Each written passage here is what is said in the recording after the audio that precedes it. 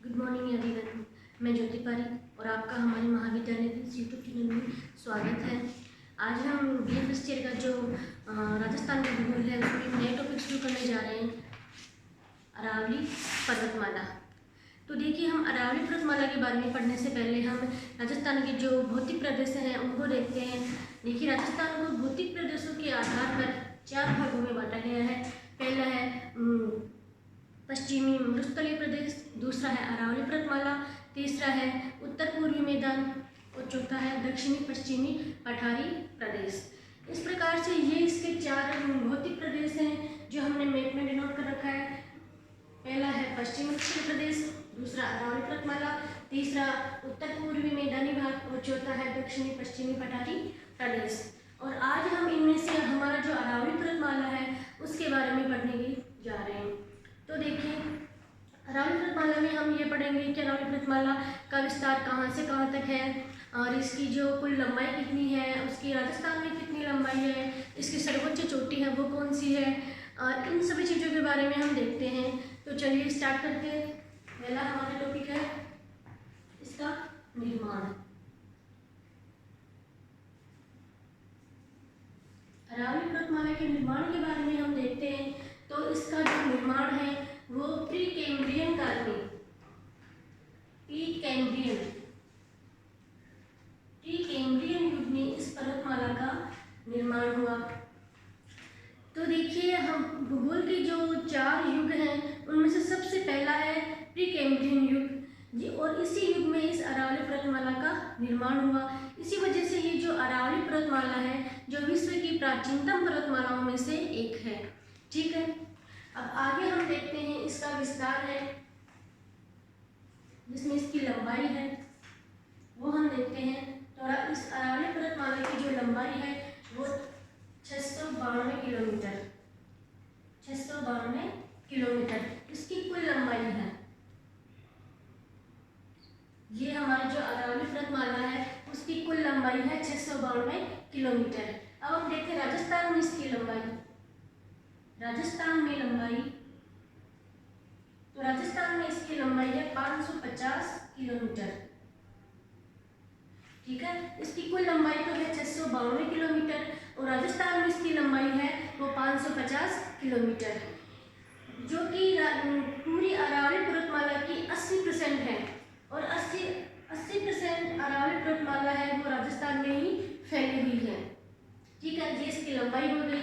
आगे हम देखते हैं इसकी कुछ विशेषताएं जिनमें कि ये अरावली पर्वतमाला है वो सबसे प्राचीनतम पर्वतमाला है।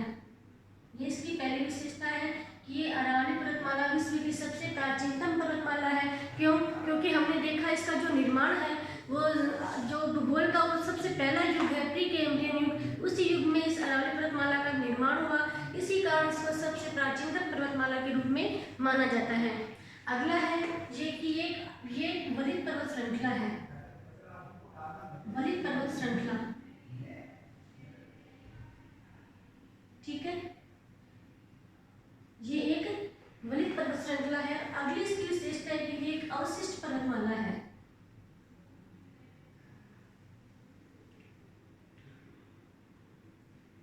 ये इसकी 3 विशेषताएं हो गई कि ये सबसे प्राचीनतम पर्वतमाला है, ये एक वलित पर्वत श्रृंखला है और ये एक अवशिष्ट पर्वतमाला है।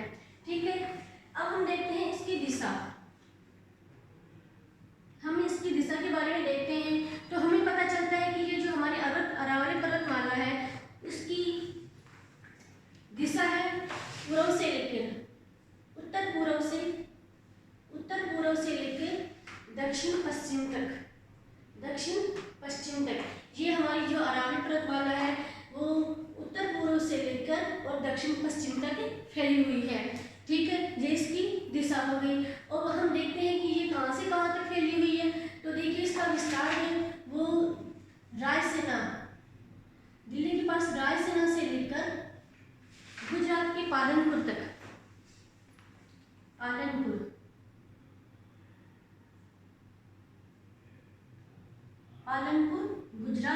गुजरात तक इसका विस्तार है। कहाँ से लेके? रायसेना से लेके और गुजरात के पालनपुर तक इस पर यह पर्वतमाला है जो फैली हुई है।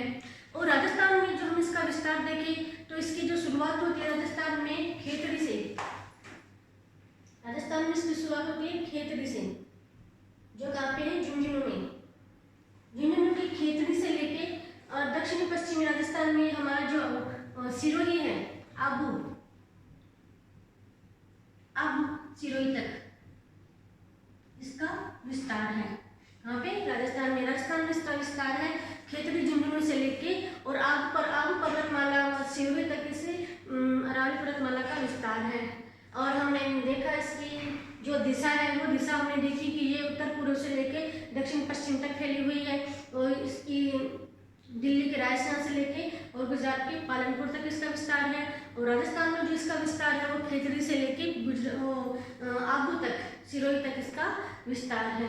ठीक है, अब आगे हम देखते हैं कि इसका जो अध्ययन है, इसका हम अध्ययन करते हैं तो इस अरावली पर्वतमाला को इसके अध्ययन के आधार पर हम 3 भागों में बांटते हैं। कितने भागों में? 3 भागों में हम इसको बांटते हैं। तो देखिए, पहला है उत्तरी अरावली,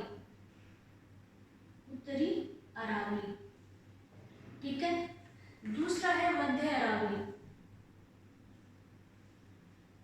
अरावली और तीसरा है दक्षिणी अरावली,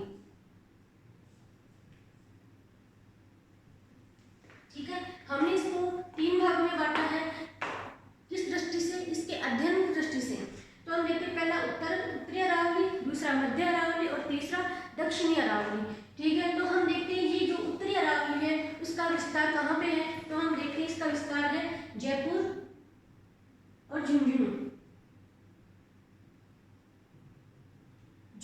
सीकर, इन तीनों जिलों में इस उत्तरी अरावली का विस्तार है। और ये जो हमारी मध्य अरावली है उसका विस्तार है अजमेर में इसका विस्तार है, किसका? मध्य अरावली का। और दक्षिणी अरावली है, इसका विस्तार है सिरोही में, सिरोही और राजसमंद में। राजसमंद में इसे दक्षिण अरावली का विस्तार है इन 2 जिलों में, ठीक है। और इन 3 जिलों में है उत्तरी अरावली का विस्तार और मध्य अरावली का विस्तार है जो है अजमेर में, ठीक है। अब हम देखते हैं कि इसकी जो ये जो उत्तरी अरावली है उसकी सर्वोच्च चोटी कौन सी है, मध्य अरावली की सर्वोच्च चोटी कौन सी है और दक्षिणी अरावली की सर्वोच्च चोटी कौन सी है। तो हम देखते हैं उत्तरी अरावली की सर्वोच्च चोटी है वो है रघुनाथगढ़,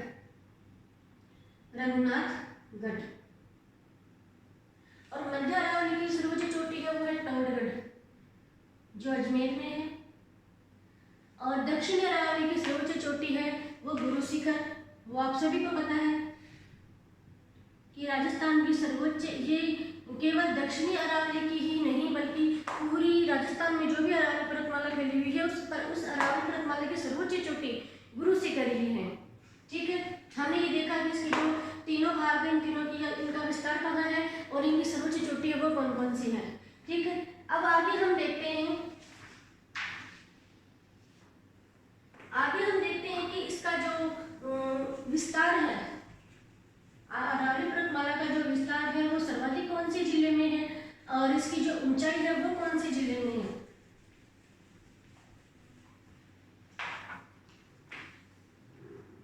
अरावली का विस्तार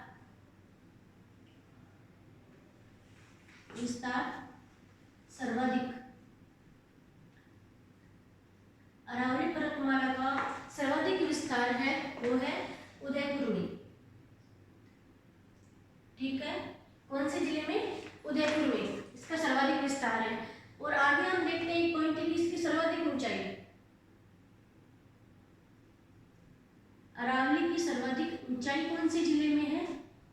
सिरोही में, क्योंकि आपको पता है कि जो गुरु शिखर है सबसे ऊंची चोटी वो सिरोही में ही है, इसलिए इसकी सर्वाधिक ऊंचाई कहाँ हो गई? सिरोही में। और इसका विस्तार कहाँ हो गया? उदयपुर में, ठीक है। ये 2 पॉइंट अपन ने देख लिए। अब आगे हम देखते हैं इसकी चोटियां। हम इसकी अरावली की जो चोटी है उन मुख्य 5 चोटियों को अगले क्रम में देखते हैं। तो पहली है गुरु शिखर,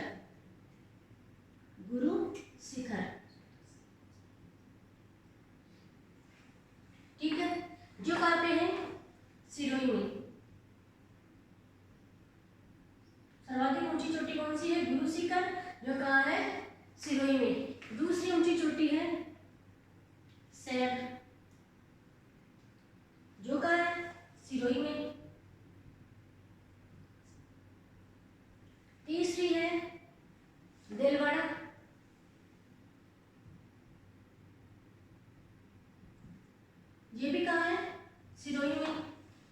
चौथी है जरगा, जरगा, और तो ये कहाँ है, उदयपुर में। ठीक है, और पांचवी है अचलगढ़, जो कहाँ पे है, ये भी सिरोही में। मतलब सर्वाधिक 5 चोटियां हैं, कौन कौन सी है, गुरु शिखर, सैर, दिलवाड़ा, जरगा और अचलगढ़। इनमें से इन 5 चोटियों में 4 तो है सिरोही में और एक कहाँ है, उदयपुर में, जो कौन सी है, जरगा। जरगा कहाँ पे है, उदयपुर में, और बाकी जो चारों हैं वो सभी चारों की चारों सिरोही में है। ठीक है, ये अपने देख लिया। अब हम देखते हैं इसके दर्रे या फिर नाल।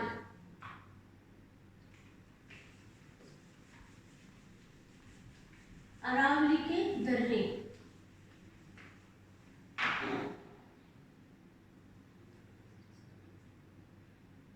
दर्रे या फिर इनको नाल भी बोलते हैं। अब देखिए दर्रे क्या होते हैं या फिर हम बोलते हैं कि जो नाल है वो क्या होता है। अब हम देखिए कि मान लो 2 पर्वत है, उन 2 पर्वतों के बीच में एक छोटा रास्ता, एक बहुत सकड़ा सा रास्ता, जिस रास्ते के माध्यम से हम उसके आर पार जा सकते हैं। उस रास्ते को पार करके एक स्थान से दूसरे स्थान पर जा सकते हैं आसानी से। देखिए जैसे मान लो ये 2 पर्वत है, एक पर्वत ये है, एक पर्वत ये है, और इसके बीच में एक सकड़ा सा रास्ता। इस रास्ते के माध्यम से हम एक स्थान से दूसरे स्थान पर या फिर एक जिले से दूसरे जिले को पार करके जा सकते हैं। जैसे मान लो कि ये अजमेर है और ये मान लो सिरोही है, तो हमें अजमेर से सिरोही जाना है, जरूर के माध्यम से, तो हम इस रास्ते से होते हुए दूसरे जिले में प्रवेश कर जाते हैं। तो इसको अपन क्या बोलेंगे, दर्रे। मतलब 2 पर्वतों के बीच में एक छोटा सा सकड़ा सा रास्ता होता है, उस रास्ते के माध्यम से हम एक जिले से दूसरे जिले में प्रवेश करते हैं, तो ये दर्रे होते हैं। तो हम देखते हैं कि अरावली पर्वतमाला में भी कुछ दर्रे हमें देखने को मिलते हैं। तो देखिए इसके जो प्रमुख दर्रे हैं वो देखते हैं। पहला है बरनाल, बरनाल। दूसरा है देसुरी नाल, देसुरी नाल। पहला है बरनाल, अब नाल को तो आप छोड़ दो, नाल तो नाल है, इनको तो याद नहीं क्या होता है। एक तो बरनाल और दूसरा देसुरी नाल, बर और देसुरी, ये दोनों के दोनों कहाँ है, पाली में। कौन से जिले में है, पाली में। ठीक है, अब आगे हम देखते हैं देवघर, देवघर नाल और केवड़ा नाल, केवड़ा नाल। अगला है फुलवारी की नाल,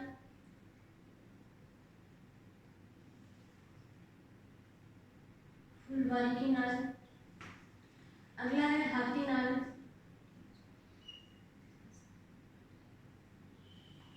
हाथी नाल। और ये सभी है वो है उदयपुर में।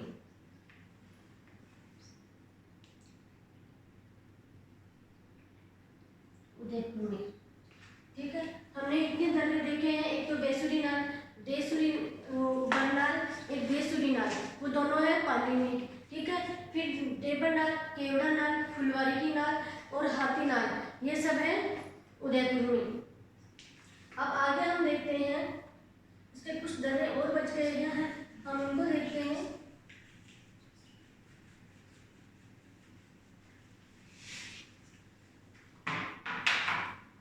हाथीगुड़ा, हाथीगुड़ा की नाल, अगलिया नाल,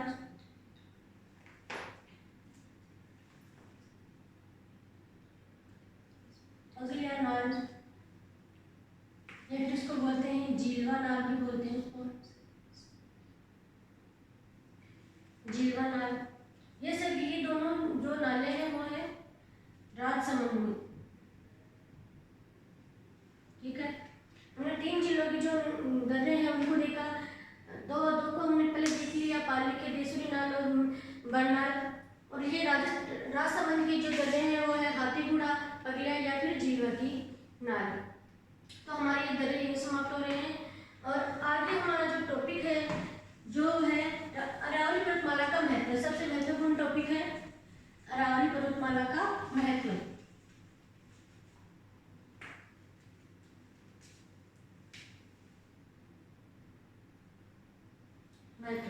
अब देखिए जो अरावली पर्वतमाला है उसके महत्व को अपन देखते हैं। तो इसका सबसे जो महत्वपूर्ण जो महत्व है वो क्या है कि ये जो अरावली पर्वतमाला है, इस पर्वतमाला की वजह से हमारा जो पश्चिमी राजस्थान है या फिर पश्चिम जो रेगिस्तानी प्रदेश है उसका विस्तार कम हुआ है।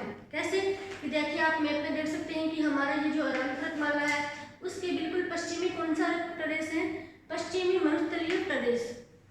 तो देखिए ये हमारा जो उत्तरी पूर्वी मैदान और दक्षिणी पश्चिमी पठारी प्रदेश है, इस प्रदेश के बीच में हमारी जो अरावली पर्वतमाला है, यह पर्वतमाला इस मरुस्थल को आगे बढ़ने से रोक रही है।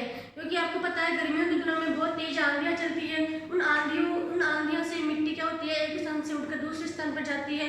मतलब पश्चिमी जो रेगिस्तानी प्रदेश है वहां से उड़कर मिट्टी पूरे राजस्थान में फैल जाती है। लेकिन ये बीच में जो ये हमारी अरावली पर्वतमाला है ये एक इसको रोकने का कार्य कर रही है। तो इसका जो सबसे महत्वपूर्ण एक बिंदु हो गया कि ये जो रेगिस्तान का विस्तार को रोक रही है, रेगिस्तान का विस्तार कम कर रही है,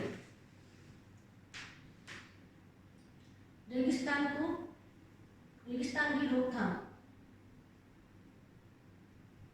ठीक है, दूसरा इसका टॉपिक अब हम देखते हैं कि ये जो अरावली पर्वतमाला है इसका ये एक बहुत बड़ी पर्वत श्रृंखला है और सबसे प्राचीनतम पर्वत श्रृंखला है।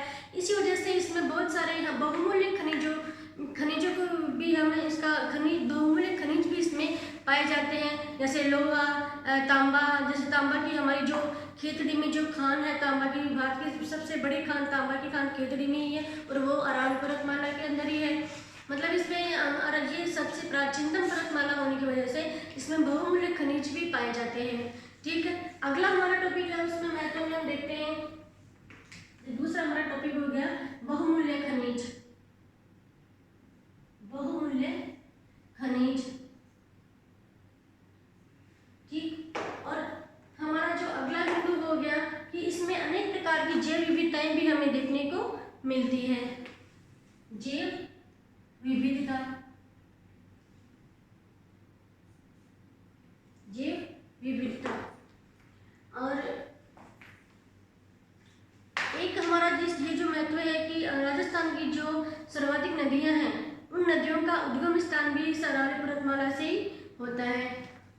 तो ये एक नदियों का उद्गम स्थान भी है, नदियों का उद्गम स्थान भी है। तो इस प्रकार से हमने ये 4 बिंदु देखे कि रेगिस्तान की रोकथाम, ये जो अरावली पर्वतमाला है वो इसका सबसे महत्वपूर्ण महत्व यही है कि ये रेगिस्तान के प्रसार को कम कर रही है। दूसरा इसका महत्व है कि यहाँ पे बहुत अधिक मात्रा में हमें बहुमूल्य खनिजों की प्राप्ति होती है। तीसरा इसका पॉइंट है कि ये जो मानसून को प्रभावित करती है और जो यहाँ से अनेक प्रकार की नदियाँ भी निकलती हैं। और अगला हमारा पॉइंट है कि इसमें विविध प्रकार की जैव विविधता भी हमें देखने को मिलती है। तो आज हम इस टॉपिक को यही समाप्त करते हैं और आगे हम इसके जो भी कुछ बच गए, जो पॉइंट बच गए उन पॉइंट्स को हम अगले वीडियो में देखते हैं। तब तक धन्यवाद।